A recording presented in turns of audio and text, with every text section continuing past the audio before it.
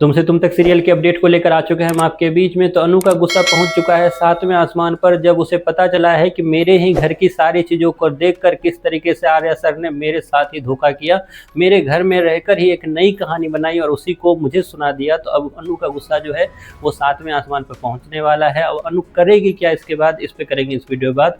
क्या अनु इस बार फिर से आर्यवर्धन की बातों में आ जाएगी या फिर अपनी सवाल पर अड़ी रहेगी कि मुझे सच जानना है कि आखिरकार आपने सच क्यों मेरे से छिपाया, आखिरकार मुझे क्यों झूठी कहानी बताई, वो भी मेरे घर की चीज़ों को देखकर। क्योंकि नई प्रोमो में आपको दिखाया गया है कि किस तरीके से अनु वापस फिर से अपने घर पहुंचती है। ये उतार चढ़ाव वाला जो खेल है अभी भी जारी है। कभी अनु किसी चीज़ को ढूंढती हुई नजर आती है, फिर आर्यवर्धन उसे समझाने का काम करते हैं, फिर अनु को गिल्ट होता है, फिर अनु निकल जाती है अपने घर की तरफ, फिर अनु को एहसास होता है कि आर्यवर्धन जो है वो कुछ ना कुछ तो जरूर छिपा रहे हैं। ये जलंधर जाते जाते ऐसी आग लगा गया आर्यवर्धन और अनु के बीच में, जो आग है बुझने का नाम नहीं ले रही है। और इन सब चीज़ों से जहाँ पब्लिक परेशान है, तो पब्लिक का डिमांड ये है कि जब यही कराना था तो इससे अच्छा शादी नहीं कराई होती। शादी क्या कराई, दोनों के बीच में हर दूसरे दिन जो है लड़ाई देखने को मिल रही है। खैर यहाँ से आगे होगा क्या, तो अनु फिर से पहुंचेगी अपने घर पहुंचकर वो जहां अलमीरा की तरफ देखती है तो उसे याद आता है कि आर्यवर्धन ने कहा था कि वो अलमीरा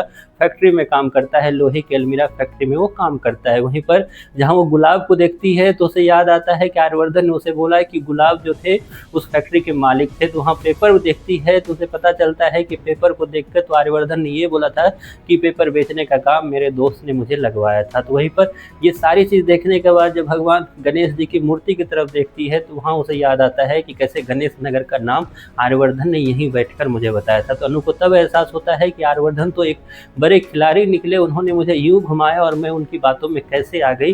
हालांकि अभी अनु काफ़ी गलत जा रही है, जब उसे सब कुछ पता चलेगा एक्चुअल सच्चाई क्या है ये किसी को नहीं पता। खैर तो इन सारी चीज़ों को लेकर जहां अनु आग बबूला हो रही है तो वहीं पर अनु वहां से काफ़ी गुस्से में निकलने का काम करती है। खास करके उसके फादर जब रोकते हैं फिर भी वो नहीं रुकती है। हालांकि उसकी मम्मी की बातें सुनकर उनका जो गुस्सा था वो और भी ज़्यादा 7वें आसमान पर पहुँचने लगता है। अब सवाल ये है कि अनु इस बार फिर से आग बबूला होकर निकली है।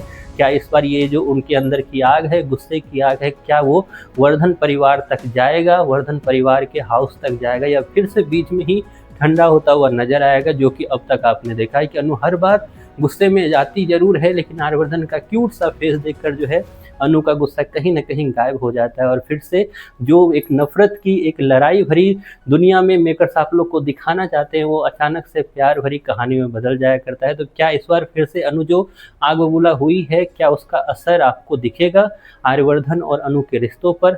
अगर दिखेगा तो आप क्या ये देखना पसंद करोगे?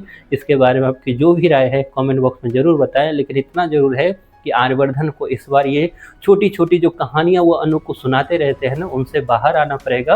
और उनसे वो ऑलरेडी बाहर आ चुके हैं, क्योंकि अनु के लिए एक बिग सरप्राइज पैकेज जो आर्यवर्धन ने एक तरह से रखा हुआ है वो जल्द ही आर्यवर्धन अनु को बताने वाले हैं। उस सरप्राइज को सुनकर अनु क्या सब कुछ भूलती हुई नजर आएगी, इस पर बात करेंगे अगली वीडियो में। फिलहाल आपको तुमसे तुम तक सीरियल कैसे लग रहा है, इसके बारे में आपकी जो भी राय है कमेंट बॉक्स में ज़रूर बताएं।